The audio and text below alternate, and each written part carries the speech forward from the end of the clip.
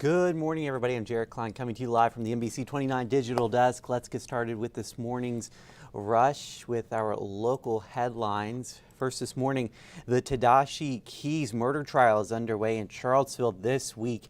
He's accused of shooting and killing Eldridge Vandrew Skeeta Smith. The 36-year-old was a member of the Buck Squad, which works to reduce gun violence in the city. He was found bleeding inside a car on Grove Street back in January. Yesterday, a Charlottesville police detective who said he was first on the scene testified. The jury saw body cam footage and photos from that night. 13 bullet casings were also presented as evidence. Greene County recently adjusted the pay scale for sheriff's deputies. This after a study found the agency had lower salaries than surrounding counties. The biggest change is a rise in pay for new deputies. A Greene County administrator says pay is one of the main drivers for retention and recruiting. Tent encampments are dotting Charlottesville's Market Street Park. Last week, the city stopped enforcing park rules. This after an alleged incident between a police officer and a man who did not leave after curfew. Some cities across the U.S. are pushing back against these types of encampments. The argument is they take away from public spaces. But for now, the tents on Market Street are not going anywhere. No legal challenges have been filed in the city.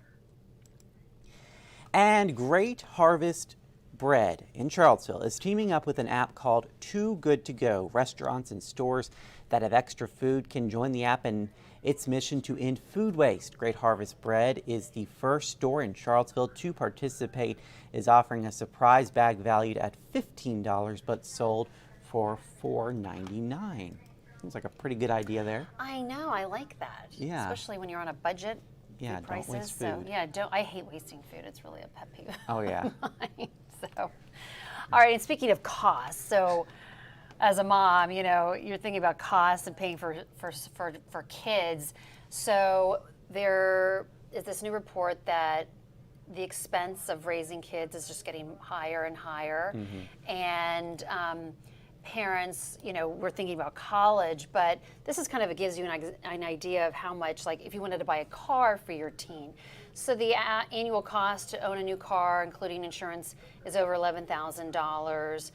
That's now in $10,000, but the annual cost for in-state tuition for a 4 years is $10,000. So it's a lot higher just to have a car. Just to have a car, then. Let alone pay for education. And here's a map. In 28 states, child care costs exceed in-state college tuition. Look at Virginia.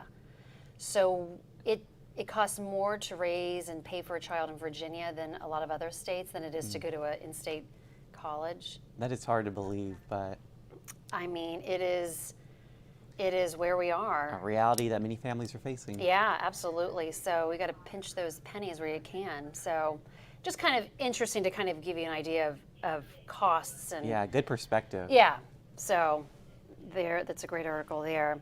This is interesting. So in New York, they unveiled this robot, if you will, and it's part of the police squad now. It's going to be at the subway station in Times Square for 2 months, kind of just as a trial. And what it will do is it will record activity, especially when there's a crime going on. It won't take audio, but it will take recordings. So there's no audio recording, there's no facial recognition, but it's simply to be there, especially from midnight to 6 a.m. to kind of capture any kind of crime that's happening. Yeah. And that can be used. And there's also a button on that, so if you're there at the subway and you feel threatened or anything, you need a reported incident, you can press a button and it will notify authorities to come to that area. And so it's just, again, the safety, this piece of technology that New York City wants to use to try to keep New Yorkers safe. So I feel like we're living in the Jetsons at this point. It's kind of amazing, robots right? rolling around, enforcing the law. Right, watching and observing. Yeah. And it's kind of a big thing. It's 400 pounds, this piece of machinery, so. Kind of looks like a vacuum cleaner. It really does, or one of those sanitizing machines. Yeah.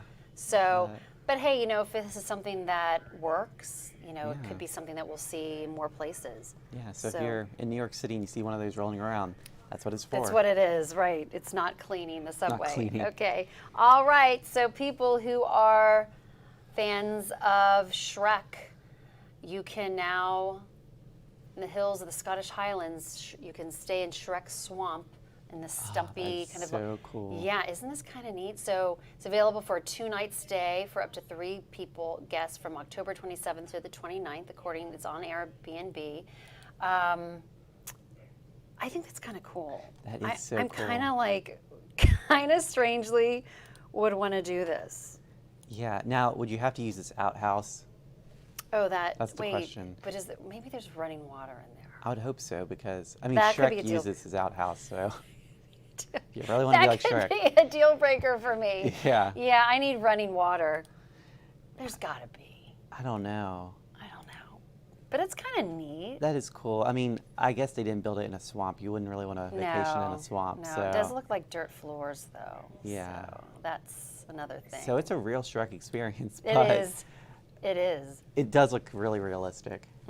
Like exactly what it looks like in the movie. I would do that with all my kids. They would have a blast. They'd be like, "This is so cool."